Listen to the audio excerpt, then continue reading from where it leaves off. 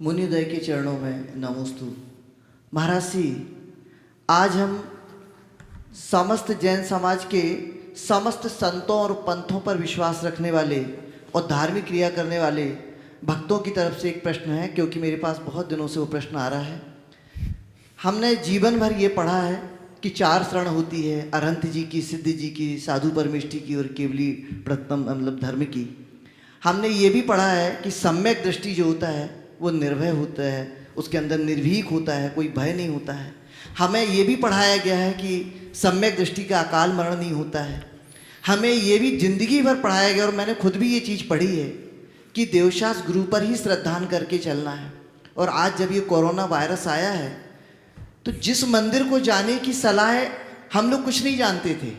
हमें आप जैसे आचार्य जैसे गुरुओं ने ही सिखाया है कि मंदिर जाना चाहिए, पूजन करना चाहिए, भेद विज्ञान की बात कही है, लेकिन प्राइमरी स्टेज पे हम लोग सबको यही जानते हैं कि यही धार्मिक क्रियाएं हैं। और आज जब ये बातें आपके आचार्य के मुखारबिन से सुनने मिलती हैं कि अब ये जो राष्ट्रीय वैश्विक आपदा आई है, तो हमें राष्ट्र प्रेम को पहले रखना है और धर्म को बाद में रखना है, तो यकीन मानिए रोना आता है। ऐसा लगता है कि हमारी वो शिक्षा, हमारा वो अभ्यास हमें इतना कमज़ोर बना रहा है। हमें ये भी बताया गया है कि जब तक हमारा समय नहीं आएगा, जब तक हमारी आयु पूर्ण नहीं होगी, हमें नहीं कोई मार सकता है। तो ऐसे क्षणों में महाराज जी हम चाहते हैं कि आपका वो संबोधन भी मिले कि हम इस क्लास में हम और आगे बढ़ते चलें। देखिए, आपने बहुत अच्छी बात कही। न तो किसी के धर्म को छुड़ाने की बात की जा रही है, न मंदिर छुड़ाने की बात की जा रही है, न किसी प्रकार से डरने की बात की जा रही है। डरने की तो बात कभी है ही नहीं। और आज भी धर्म हमें पहला पाठ यही पढ़ाता है कि अभय रहो। तुम्हारी जब तक आयु है तुमको कोई हिला नहीं सकता। और यदि प्राणांत तो हो भी जाए तो घबराओ नहीं। प्राणांत तो होगा तो तन का होगा, मरेगा तो तन मरेगा। तुम्हारा तो न जन्म हुआ है न मरण, तुम अजन्मे हो, अमर हो, अजर अमर अविनाशी हो। इस श्रद्धान को अपने अंतरंग में स्थायी रूप से अंकित रखो। जहाँ तक सवाल है मंदिरों से दूर होने का, देखिए 2 तरह का संकट होता है। एक वैयक्तिक संकट और एक सामूहिक संकट। धर्म का पाठ हमें ये पढ़ाता है, सीख देता है कि तुम पर व्यक्तिगत रूप से कितना भी बड़ा संकट हो, विचलित मत होना। अंतिम श्वास तक अपना धर्म निभाना और धर्म के लिए अपना शरीर भी छोड़ देना तो चिंता मत करना, क्योंकि वही तुम्हारा धर्म है। इस विश्वास से जीना कि तन तो विनाशी है, आत्मा विनाशी है। बहुत सारे लोगों को अभी तकलीफ हो रही है। हम लोगों ने भी बोला है कि अभी आप मंदिर आदि से अपने आप को दूर कर लो। निश्चित वेदना तो हम लोगों को भी होती है, लेकिन अभी भावना में बहने का समय नहीं है, अभी समझदारी का समय है। यहां आपका धर्म नहीं छुड़ाया जा रहा है, नहीं धर्म की क्रिया बंद की जा रही है, तरीका बदला जा रहा है। आपसे कहा जा रहा है मंदिर नहीं जाओ, तो ये थोड़ी कहा जा रहा है धर्म मत करो। आपसे ये कहा जा रहा है कि घर पर धर्म कर लो। हमेशा आप सबसे मैं कहता हूं, धर्म क्रिया का नाम नहीं, विचार और भावों का नाम है। आप मंदिर में बैठ कर के पूजा करेंगे तभी आपकी पूजा होगी, ये भ्रम है। आपके हृदय में जहां पूजा के भाव होंगे, उद्गार निकलेंगे, वहां पूजा हो जाएगी, यथार्थ है। तो कहीं पर भी बैठ कर के पूजा करो, पाठ करो। आपको अभी तो और अच्छा मौका है, दुकान नहीं, धंधा नहीं, व्यापार नहीं, कुछ काम नहीं, तो और विशुद्ध भावों से धर्म ध्यान करो, मंगल कामना करो, शांति मंत्र की जाप करो, पाठ करो, भक्तांबर का पाठ करो, नमोकार की जाप करो, जिससे विश्व में शांति और अपने आप को शुभ में लगाओ। आपका धर्म कहाँ छूटा? हाँ महाराज, मंदिर जाने से रोक लगा दिया गया। क्यों? अकेले एक व्यक्ति के प्राण की बात होती कि तुम्हारे प्राण के लिए कोई चुनौती दे रहा है, मंदिर जाओगे तो तुम्हें कत्ल कर देंगे, तो उससे मैं कहूँगा डर मत, तेरा अगर पुण्य होगा तो तेरे लिए सूली भी सेज बन जाएगी।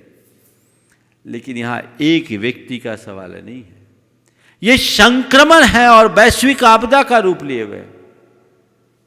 आप घर से बाहर निकल रहे हैं तो लक्ष्मण रेखा का उल्लंघन कर रहे हैं। एक व्यक्ति के संक्रमण से एक पूरा परिवार तबाह होगा, और परिवार के बाद समाज, और समाज के बाद पूरा राष्ट्र। तो इसे रोकना हमारी पहली जरूरत है। मैं अनेक बार इस मंच से बात कर चुका हूं कि जैन धर्म में व्यक्ति धर्म से बड़ा राष्ट्र धर्म है। तुम्हारी पूजा, तुम्हारा अभिषेक, तुम्हारा दर्शन, तुम्हारा बंधन, ये तुम्हारा व्यक्ति धर्म है। पर लोग सारे देश को संक्रमण से बचाना तुम्हारा राष्ट्र धर्म है। जो लोग इसकी उपेक्षा कर रहे हैं और अपनी जिद में लगे हैं, मेरी दृष्टि में राष्ट्रद्रोह का पाप कर रहे हैं, क्योंकि वे जानबूझकर संक्रमण फैलाने जैसा कृत्य कर रहे हैं। जब यह बात पूरी तरह से जाहिर है तो प्रबुद्ध समाज के लोगों को, ये मैं केवल जैनों के लिए नहीं बोल रहा हूं, सबके लिए बोल रहा हूं, धर्म मेरी आस्था में पलता है, मेरी क्रिया में नहीं। आप कहीं भी बैठ कर के अंतिम श्वास तक धर्म को धारण कीजिए और धर्म के मर्म को अपने हृदय में अंकित कीजिए कि मेरा धर्म तो मेरी आत्मा के साथ जुड़ा हुआ है और मेरा कुछ होने जाने वाला नहीं है, संसार में किसी का नहीं होने वाला। जब मेरी अगर अकाल मृत्यु भी होनी होगी तो हो जाएगी। न मे मृत्यु कुतो भीति, न मे व्याधि कुतो वृथा, ना हम बालो न वृद्धो हम, न युवे तानी पुद्गले। जब मेरी मृत्यु ही नहीं तो मैं डरूं किससे? ये व्यक्तिगत बात है, पर सामूहिक बात जब भी आती है तो हमारी जवाबदारी है। जब लोग ही नहीं रहेंगे तो धर्म का क्या होगा? इसलिए हमें समुदाय के हित की चिंता करनी चाहिए। और हम लोगों ने जो ये प्रेरणा दी है केवल इसी वजह से दी है। लकीर के फकीर बनने से कुछ नहीं होगा। मैं उन तमाम धार्मिक जनों से कहता हूँ जो अपनी धर्म भीरुता के कारण इस बात से घबरा रहे कि मेरा सब छिन गया। कुछ नहीं छिना। तुम्हारी आस्था जब तक तुम्हारे अंदर है, तुम्हारा धर्म तुमसे कभी दूर नहीं जाएगा। और जिस दिन आस्था चले जाएगी, कितना भी धर्म करो कुछ काम नहीं आएगा। उस आस्था को मजबूत बनाइए और इन सब चीज़ों को बिल्कुल दूर कीजिए। घर में बैठ कर के जितना धर्म ध्यान हो सके वो कीजिए। इधर उधर की बातें करने की जगह केवल सबके प्रति मंगल कामना कीजिए। आप सुरक्षित और लोग भी सुरक्षित हो जाए, ये भावना भाई है। अभी लोगों के मन में ये लगता है हमें तो कुछ नहीं है, आपको कुछ नहीं है, पर यह कहा जाता है कि 3 हफ्ते तक कुछ पता नहीं लगता। अब किसका बताएं? अभी मंच में आने से पहले मुझसे कहा गया ब्रिटेन के प्रिंस को हो गया। अब बताओ, दुनिया की हाई सिक्योरिटी में रहने वाला व्यक्ति अगर संक्रमित है, यदि ये सत्य है तो सत्य है, तो फिर इसलिए ये सबका राष्ट्रीय दायित्व है। कल प्रधानमंत्री जी ने जो बोला है उसका पालन करना चाहिए। ये तो मुझे बड़ा देख के आश्चर्य होता है कि एक छोटी सी अपील मात्र पर्याप्त होनी चाहिए, लेकिन कैसे बेवकूफ़ लोग हैं कि उनको भी डंडा मारना पड़ता है। प्रबुद्ध लोगों को अपना हित अगर समझ में नहीं आए तो बचपना है, मूर्खता है। इससे बचिए। हमें इसकी गंभीरता को देखनी चाहिए। दुनिया के अनेक देशों में जो तबाही का मंजर बना उससे कुछ सीख लेना चाहिए। डरने की कोई बात नहीं है, पर संभलना तो सबको पड़ेगा ही।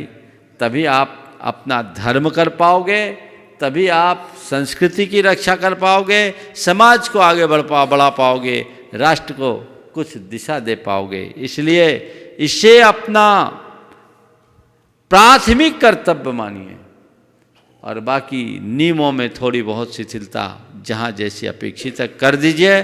कोई संकोच मत कीजिए।